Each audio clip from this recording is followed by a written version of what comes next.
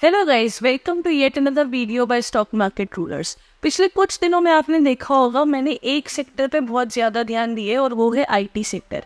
उसके पीछे का मेरा क्या लॉजिक था, क्यों मैंने अपनी भी पोजीशन आईटी पे बनाई, क्या फैक्टर्स मैंने देखे कि आईटी सेक्टर नेक्स्ट कैसे बूम कर सकते हैं, ये सारी चीज़ें इस वीडियो में डिस्कस करेंगे। तो वीडियो शुरू करूँ उससे पहले मैं आपसे रिक्वेस्ट करूँगी कि चैनल को सब्सक्राइब ज़रूर कर दीजिएगा और वीडियो को लाइक करना मत भूलिएगा। तो आईटी सेक्टर की बात करूँ तो वो क्या रहा था, यूएस में रेट हाइक वगैरह जब हो रहे थे, रिसेशन का डर था, तो बहुत सारे लोगों की जॉब्स जा रही थी। आईटी सेक्टर की जो कंपनीज हैं उनके रिजल्ट्स भी काफ़ी अच्छे नहीं आ रहे थे। और ये कब से हो रहा था, ये 2021 के बाद जो रैली आई थी कोविड के बाद, उसके बाद से आईटी के जो शेयर्स हैं, आईटी के जो इंडाइसेस हैं, उसमें बहुत तगड़ी जो है वो करेक्शन देखने को मिली है। अगर मैं यूएस 100 यानी कि नैस्डैक की बात करूँ तो नैस्डैक ने जो ऑल टाइम हाई लगाया था उसी रैली में वो 17,000 को, और जो उसने करेक्ट किया था वो 10,000 तक कर लिया था। आज की डेट में नैस्डैक फिर 15,000 के आसपास ट्रेड कर रहा है। तो एक साइन ये था कि आईटी सेक्टर में कहीं ना कहीं वो वापस से कॉन्फिडेंस आ रहा है, लोग इन्वेस्ट कर रहे हैं, आईटी के सेक्टर की जो कंपनी है उनकी ओवरऑल कंडीशन सुधर रही है।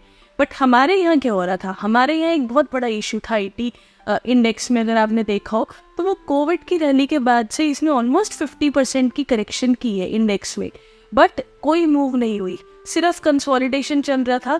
आज की रेट में निफ्टी ऑलमोस्ट 19,700 के आसपास यानी कि 19,700 के आसपास ट्रेड कर रहा है, बट आईटी सेक्टर में वो मूव मिली ही नहीं है। आईटी सेक्टर अपने बॉटम से सिर्फ 2-2.5 हज़ार पॉइंट्स अपसाइड पे है और ओवरऑल आईटी सेक्टर को ऑल टाइम हाई जो है वो 40,000 पे है। तो मुझे यही चीज़ समझ आई कि यार आईटी सेक्टर ने तो अभी मूव देनी शुरू नहीं की, ये तो कंसोलिडेट कर रहा है। फिर उसके बाद मैंने आईटी के इंडिविजुअल स्टॉक्स देखे। एक विप्रो का मैं एग्जांपल देती हूँ। विप्रो अगर आपने देखा हो तो मैंने बहुत बारी बताया है कि जब मुझे चार्ट्स देखने भी नहीं आते थे मैंने तब बाई किया था और आज तक वो लॉस में पड़ा है। मेरा बाइंग प्राइस 570 का और उसका करंट प्राइस 410 का है। तो विप्रो अपने ऑल टाइम हाई से 61% के आसपास की करेक्शन में चल रहा है।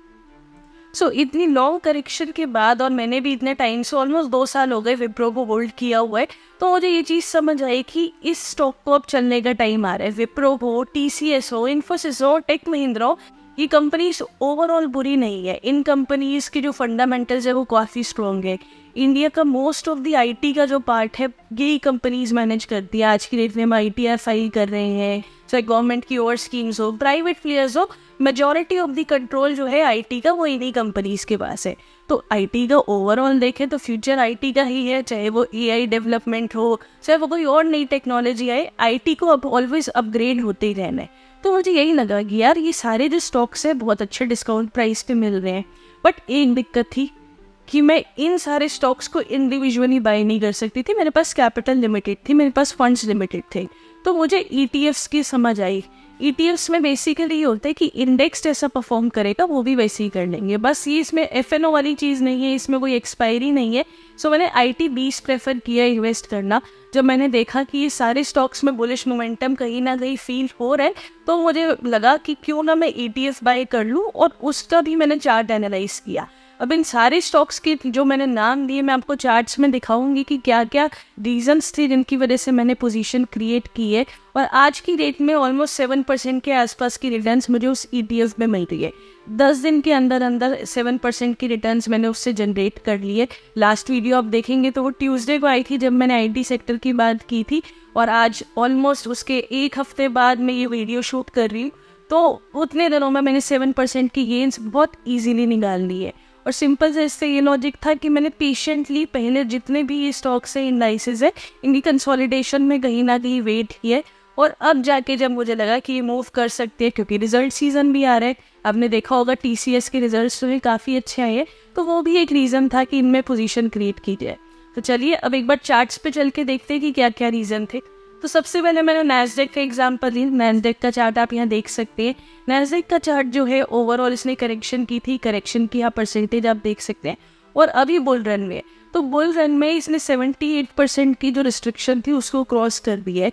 अब इसके नेक्स्ट यहाँ से 3 टारगेट्स बनते हैं।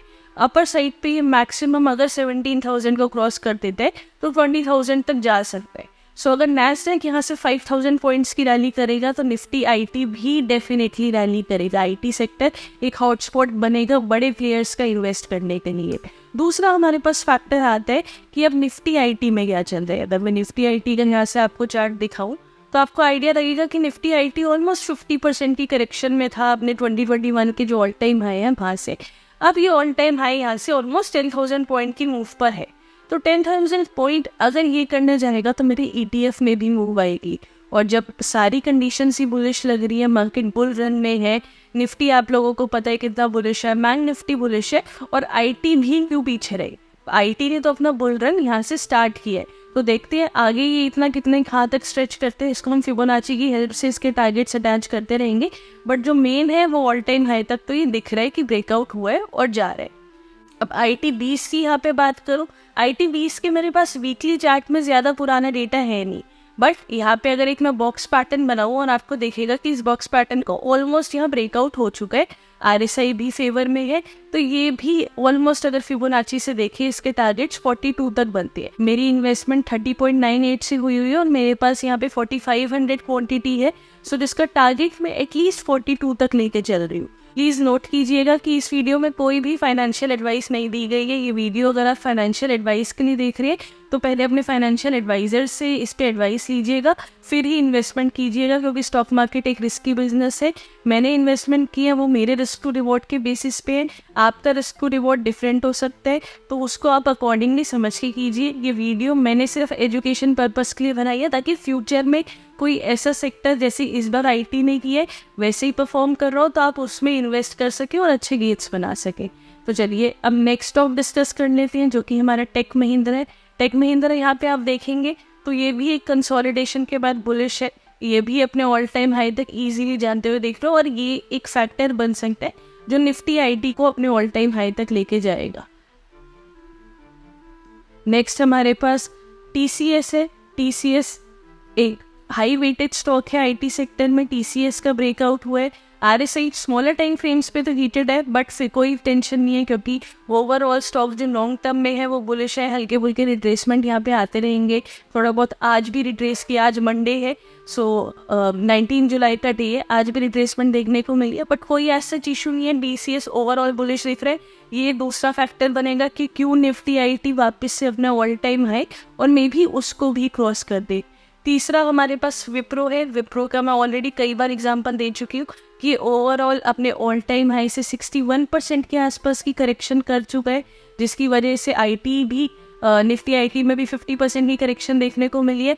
अब ये मूव देगा, यहाँ पे एक W पैटर्न भी है आप देख सकते हैं, तो RSI में भी डाइवर्जेंस थी, इसके साथ साथ ये बुलिश होगा वीकली टाइम फ्रेम से। इसके टारगेट्स अगर ऑल टाइम हाई तक जाएंगे तो वही अनदर रीज़न है कि क्यों हमारी पूरे इंडेक्स में मूव देखने को मिलेगी। इन्फोसिस है। इन्फोसिस के रिजल्ट्स लास्ट क्वार्टर में बहुत खराब आए थे, मैंने एक शॉर्ट वीडियो भी बनाई थी।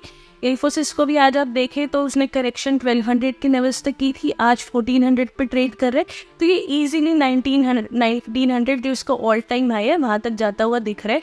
और इससे आप क्लियरली मेजर कर सकते हैं कि ये 500 पॉइंट्स की रैली देने के लिए तो रेडी है। तो अगर इन्फोसिस भी 500 पॉइंट्स की रैली देगा तो ओवरऑल वही फील दे रहा है कि IT जो सेक्टर है वो बुलिश है।